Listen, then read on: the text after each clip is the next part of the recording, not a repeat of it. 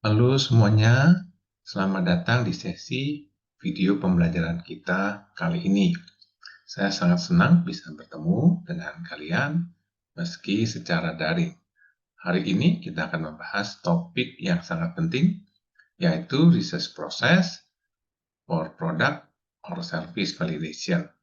Topik ini penting karena di dunia bisnis maupun dunia akademis, kita perlu tahu bagaimana memastikan apakah produk atau layanan yang kita kembangkan benar-benar sesuai dengan kebutuhan pasar. Nah, melalui materi ini diharapkan kalian bisa memahami apa yang dimaksud dengan primary and secondary data, kualitatif dan kuantitatif research, dan juga proses alpha dan beta test. Dengan mempelajari topik ini, Anda tidak hanya akan memahami teori, tapi juga dapat menerapkannya untuk riset bisnis atau penelitian Anda sendiri. Sebelum kita mulai, coba deh dipikirkan. Pernahkah Anda merasa bahwa suatu produk di pasaran seolah dibuat khusus untuk Anda? Bagaimana perusahaan ini bisa tahu tentang kebutuhan atau keinginan Anda? Nah, itulah dia fungsinya research proses ini. Jawabannya ada di materi yang akan kita pelajari hari ini. Nah, tentu saya berharap kalian sudah mengerjakannya pre-lesson exercise sebelum menonton video tutorial ini.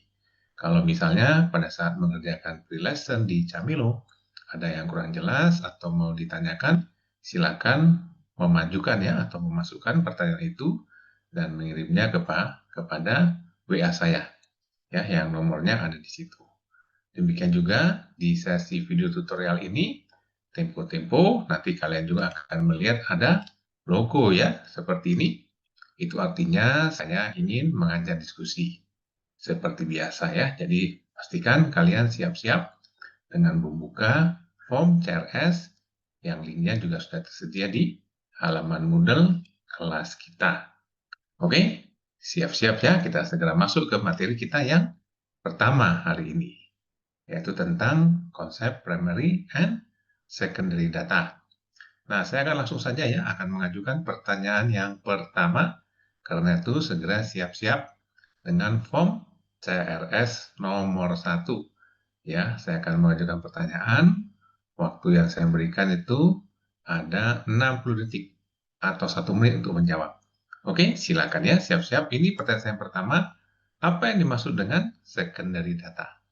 Silakan dijawab ya, saya berikan waktu 1 menit atau 60 detik. Jadi kalian bisa lihat di sini ya, ada timer ya, yang juga bisa digunakan untuk memonitor berapa sisa waktu yang masih ada. Apa yang dimaksud dengan secondary data? Ya, tentu bagi yang sudah mengerjakan di pre-lesson exercise di Camilo, ini Anda bisa menjawab langsung ya, dengan cepat. 5 mahasiswa yang menjawab paling cepat dan benar, saya berikan leaderboard poin ya, 1 poin. Silakan, waktunya masih ada setengah menit lagi.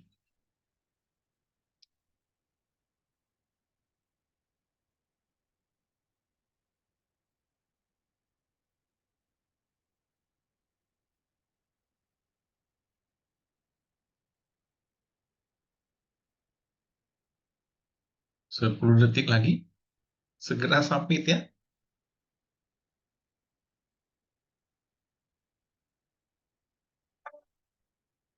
Ya, waktunya sudah habis. Time's up. Jadi apa itu secondary data?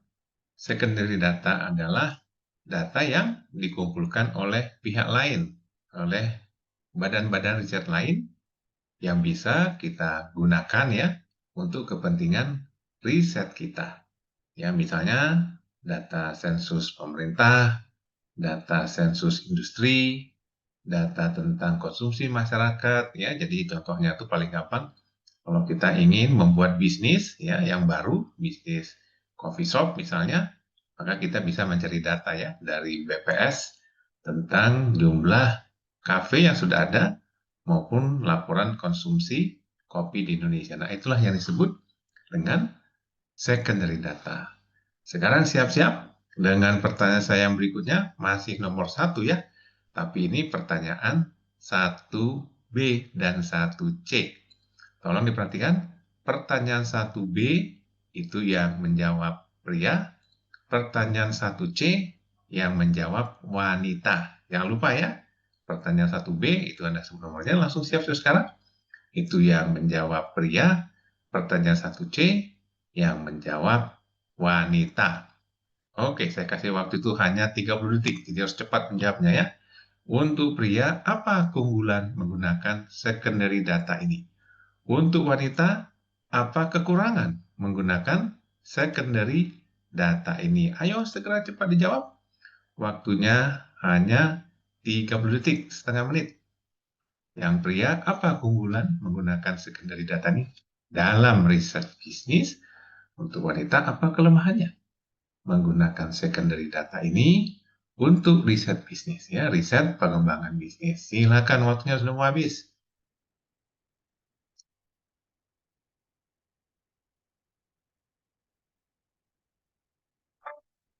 Ya, waktunya sudah habis. Jadi apakah keunggulannya dan kelemahannya? Tentu keunggulannya itu datanya segera tersedia ya. Cepat didapat. Jadi tanpa kita harus nyebarin survei, tanpa kita harus menginterview, datanya langsung tersedia ya. Jadi ini dia keunggulan utama dari menggunakan data sekunder ini untuk riset. Kelemahannya tentu kalau kita menggunakan data dari sumber yang nggak jelas, valid nggak datanya. Bahkan BPS saja masih banyak yang mempertanyakan ya, benar nggak data BPS itu data statistik yang real Indonesia? Juga mungkin datanya sudah too old. Kadang di sini cepat berkembang, ya sehingga kita harus selalu mengambil dengan data-data terkini. Nah, kadang-kadang data sekunder ini bukanlah data yang terbaru. Oke? Nah, jadi disinilah kita perlu melakukan kualitatif research itu dan nantinya quantitative research. Oke, sudah paham ya? Jadi data sekunder tidak selalu ya mencukupi untuk membuat bisnis. Terkadang kita harus mendapatkan data primer, melakukan research data primer. Dan di sini tekniknya yang akan kita pelajari adalah qualitative research, itu yang bagian pertama. Dan nanti setelah UTS, kita akan masuk teknik yang kedua yaitu quantitative research. Oke, segera siap-siap, saya akan langsung lanjut ke CRS yang nomor 2. Untuk semua, CRS yang nomor 2, saya kasih waktu 30 detik, ya. Tidak perlu lama-lama ya, langsung dijawab aja. 5 orang yang menjawab dengan benar, saya kasih leaderboard point ya. Jadi CRS nomor 2, pertanyaannya, apa yang dimaksud dengan qualitative research itu? Silakan dijawab. Apa itu qualitative research? Silakan.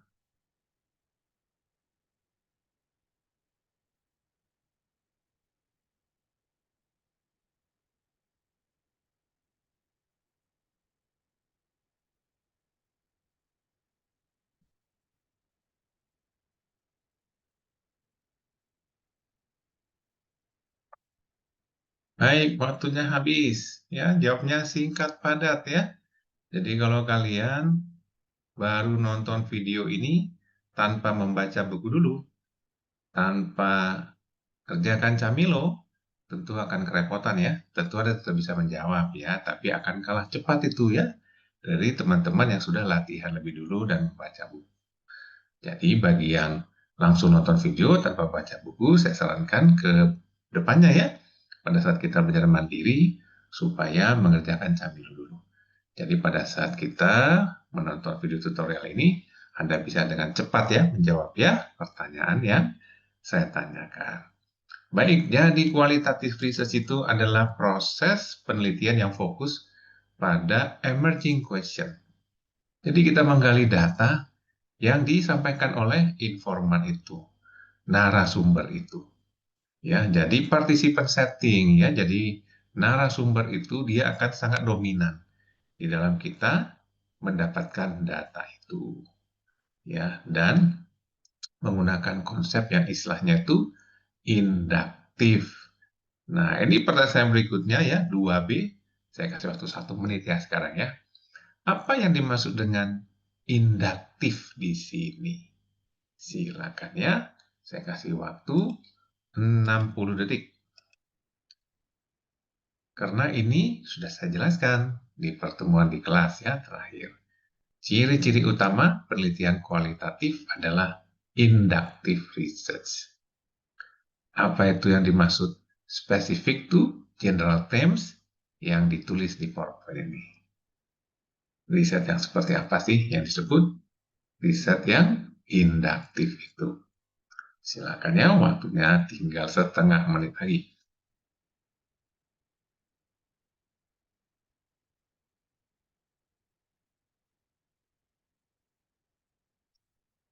CRS 2B ya, untuk yang bagian ini.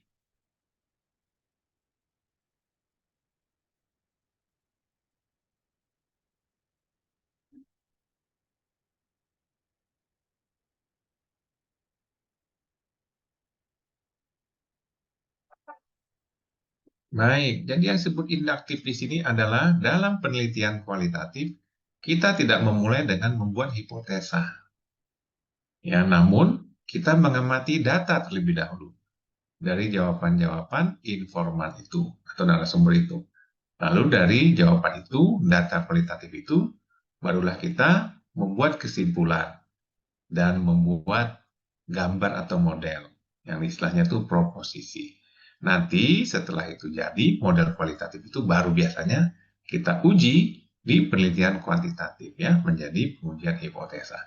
Nah, itu dia yang paling penting ya untuk penelitian kualitatif ini. Dan apa yang sebenarnya mau kita tarik ya dari penelitian kualitatif ini adalah informasi-informasi ini ya yang sudah ada dijelaskan juga ini di panduan hatching ya. Jadi jangan lupa di dalam kelas BRM kita ini selain buku teks ya yang disediakan, sekarang kalian juga perlu menggunakan panduan hatching ya, panduan tugas akhir sebagai tambahan referensi.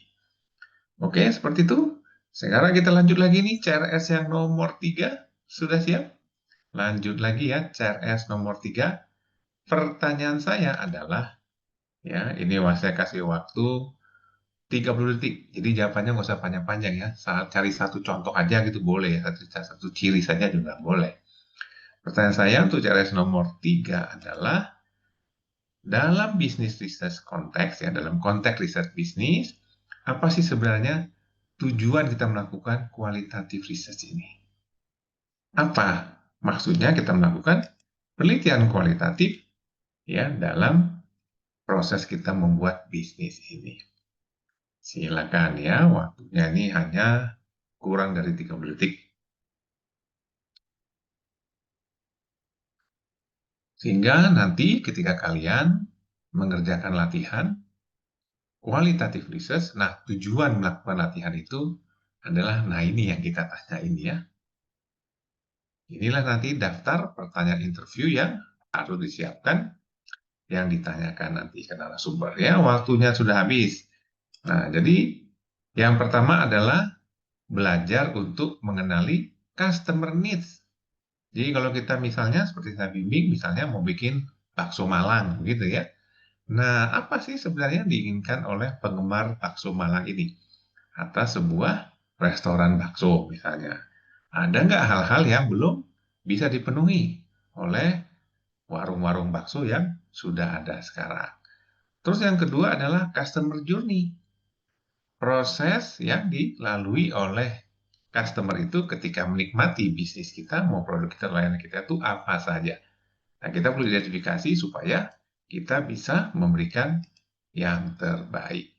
Ya, bagaimana mereka membelinya? Apakah membelinya itu langsung datang ke warung kita, warung bakso, atau mereka belinya lebih sering lewat online seperti GoFood atau GrabFood? Nah, hal-hal itu ya tujuan dari research objektif yang kualitatif ini.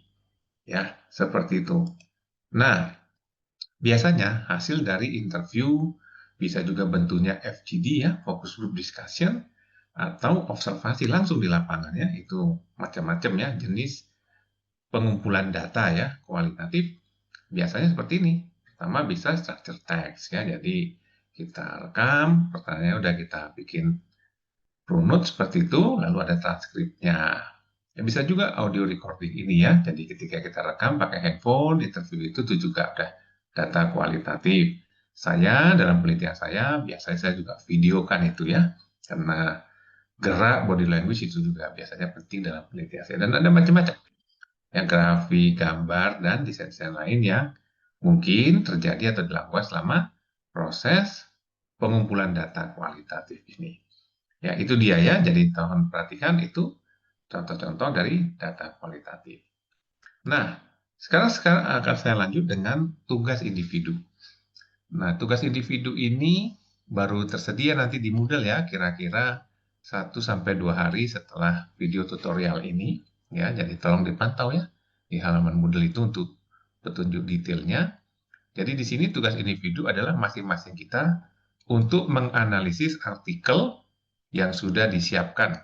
Ya, ditunggu 1-2 hari lagi ya, saya lagi milih-milih ini artikelnya ya. Lalu menggunakan artikel itu sebagai rujukan, ada 2 nih tugasnya nih. Yang pertama, buatlah 2 usulan tujuan penelitian kualitatif. Menggunakan rujukan itu ya. Terus yang berikutnya, buatlah 5 usulan pertanyaan interview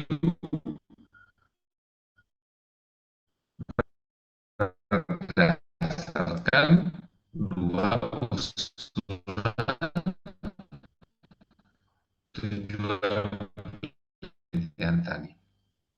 Dapat Taufik Inventory, ada yang dapat, jadi makanya tolong diperhatikan nanti ya, 1-2 ya, kamu jangan lupa kelompoknya ya, karena setiap kelompok nanti akan mendapat paper atau artikel yang berbeda. Nah, dijawabnya seperti biasa di form CRS, tapi di sini pertanyaannya tuh ya, nomor soalnya tuh ditulis P, jadi bukan nomor 1, bukan nomor 2, nomor 3 bukan ya, tapi P atau maksudnya itu project. Artinya ini adalah form CRS yang kita gunakan untuk menginput data latihan atau tugas yang project ya, bukan yang tadi yang kayak nomor-nomor saya. Baik, sudah jelas ya tentunya ya tentang tugas individu ini. Nah, kita lanjut lagi ke pelajaran kita. Siap-siap CRS nomor 4, karena kita akan ganti topik nih. Kalau tadi kita bicara kualitatif research, dan sudah saya kasih satu tugas di situ ya. Sekarang kita mau belajar apa itu kuantitatif research. Langsung saja saya kasih waktu 30 detik. Apa sih yang dimaksud dengan kuantitatif research itu? CRS nomor 4. Silakan langsung dijawab ya. 5 orang seperti biasa yang menjawab paling cepat. Saya kasih 1 liter poin.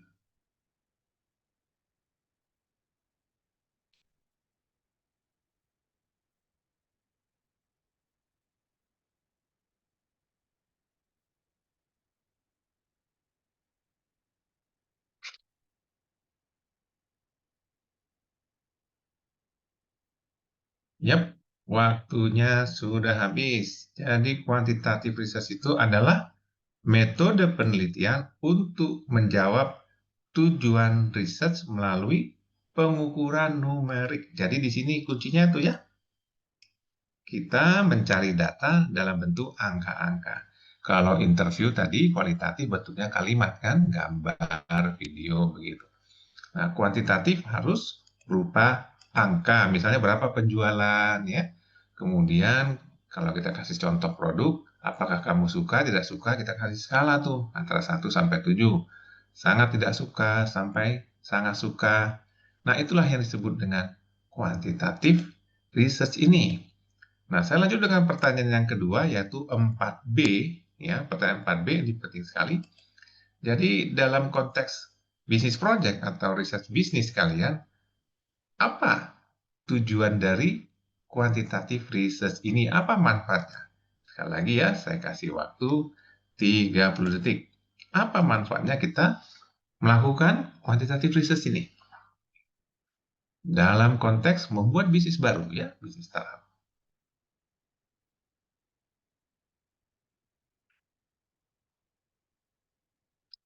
30 detik saja ya, jadi harus cepat detiknya ya.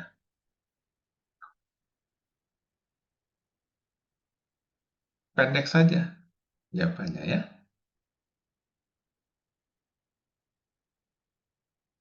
Ya, waktunya habis. Nah, ini penting untuk difahami ya, karena biasanya kalau pas ujian atau nanti pas sidang ya di tugas akhir itu suka bingung itu kalau saya tanya. Kalau misalnya tadi di interview di qualitative research, tujuan penelitian kualitatif kita adalah untuk mengenali ya, mengidentifikasi customer needs, customer journey. Ya dia maunya apa sih? Kenapa dia beli itu? Kenapa dia beli barang ini? Kenapa bukan barang yang lain? Nah, mengenali needs dia. Maka di penelitian kuantitatif kita mau menguji fit antara produk atau service yang kita rencanakan. Nah, jadi di sini sudah harus ada model nih. Model dari bisnis kita, model dari layanan kita yang hasil kualitatif tadi. Apakah model yang sudah kita bikin itu fit nggak? Cocok nggak dengan ekspektasi calon customer kita? Ya, jadi menguji hipotesa itu. Hipotesa apakah produk atau bisnis kita yang sudah kita buat modelnya itu cocok nggak? Sesuai nggak dengan ekspektasi customer? Ya, ini penting sekali ya, karena ini bedanya dengan kualitatif research tadi. Jadi hasil dari kuantitatif research ya, proses yang di depan kita ini biasanya ada keyakinan bagi kita sebagai calon ya, pembuat bisnis startup ini, keyakinan sudah akan cocok lah, akan laku lah produk atau layanan yang nanti akan kita jual. Nah, ini beberapa hal-hal lain ya yang biasanya dilakukan pada saat melakukan riset kuantitatif. Nanti kita akan latih ini semua ya, semua butir-butir ini setelah UTS. Ya, nah jadi ini kita baru latih nanti setelah UTS. Sebelum UTS ini kita latihan yang pertama yang kualitatif research dulu. Oke, lanjut lagi dengan CRS yang kelima. Ini saya kasih waktu 60 detik ya, atau 1 menit. Oke, siap-siap ya. CRS nomor 5. Pertanyaan saya adalah, apa yang dimaksud dengan alpha test? Jadi salah satu kewajiban dari mahasiswa Prasmul dalam tugas akhir adalah melakukan alpha test. Kita juga akan latih nanti di kelas BRM ini. Supaya nanti pada saat mengerjakan tugas akhir kalian sudah mahir ya melakukan alpha test ya. Tapi harus tahu dulu tuh apa yang dimaksud dengan alpha test itu.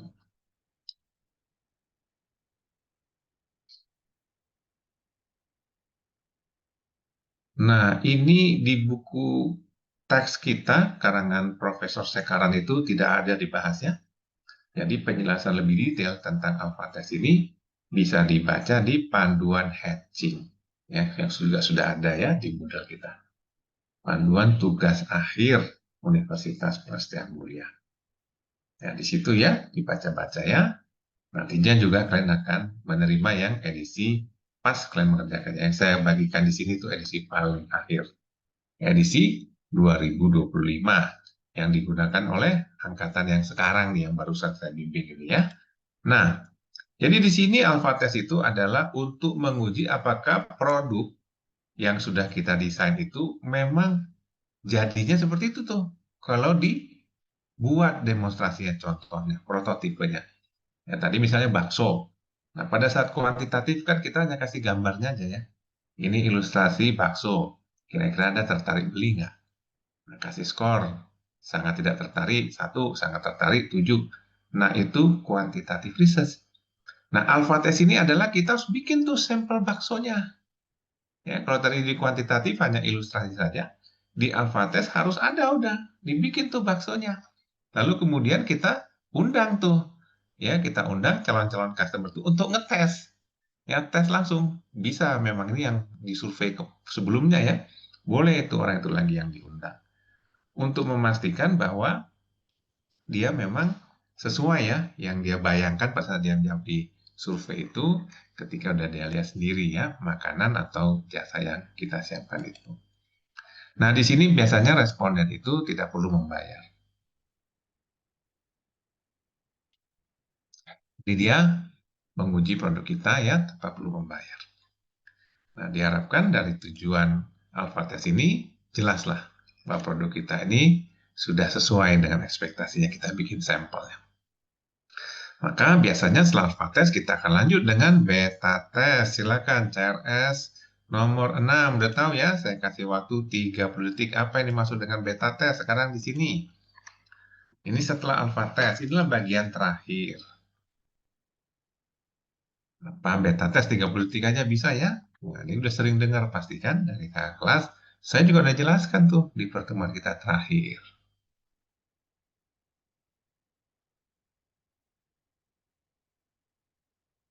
Nah, semua ini ada dijelaskan secara detail di buku panduan hatching ya. Juga sudah ada saya share di Moodle.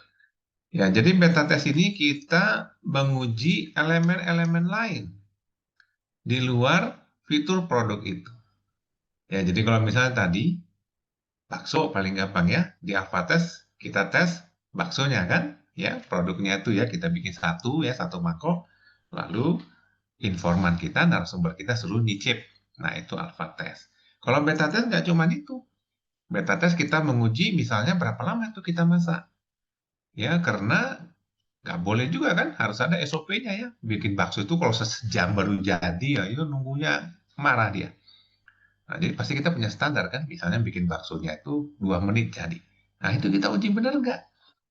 Kemudian beta test ini juga, kalau kita bicara bikin GoFood gitu ya, nah kita mau buka dari jam berapa sampai jam berapa? Kita tes tuh, ya latihan piket. Ya, jangan nanti setelah bisnis beneran, dibilang buka dari jam 9 pagi sampai 9 malam, nggak taunya cuma siang doang nih, malamnya udah nggak ada lagi yang nungguin itu GoFood kita. Nah, itulah dia kita bicara beta test ini.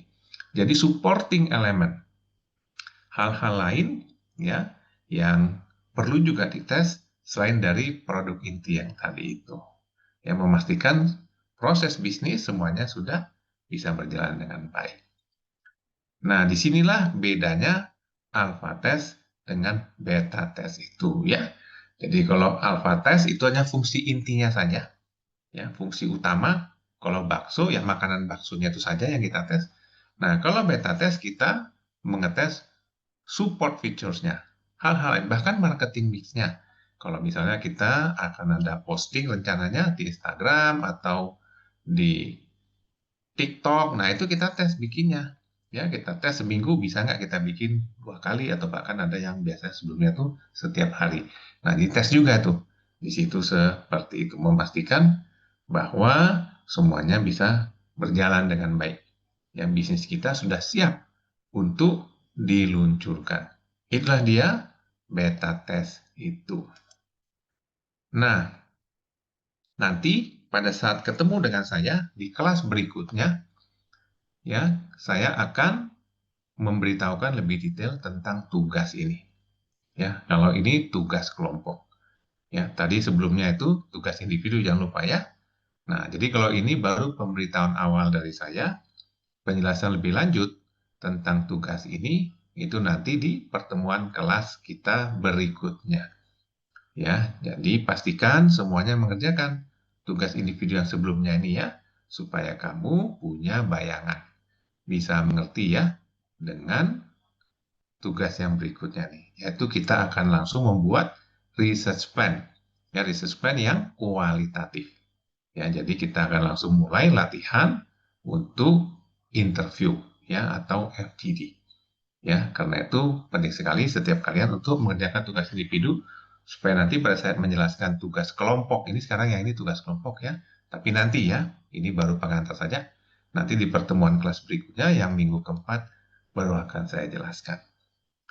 Oke, itu dia intinya ya dari pelajaran kita di minggu ketiga ini.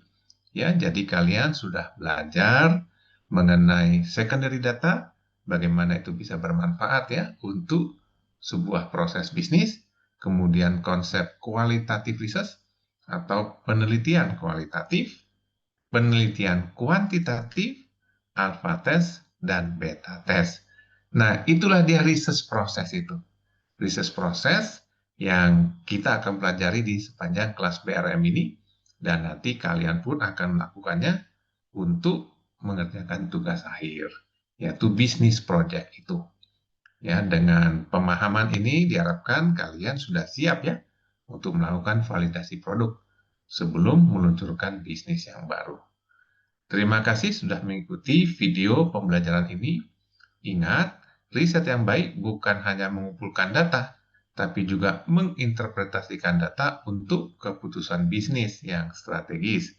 Jika ada hal yang kurang jelas, jangan ragu ya untuk berdiskusi dengan tanya atau mengajukan pertanyaan ke nomor WA saya.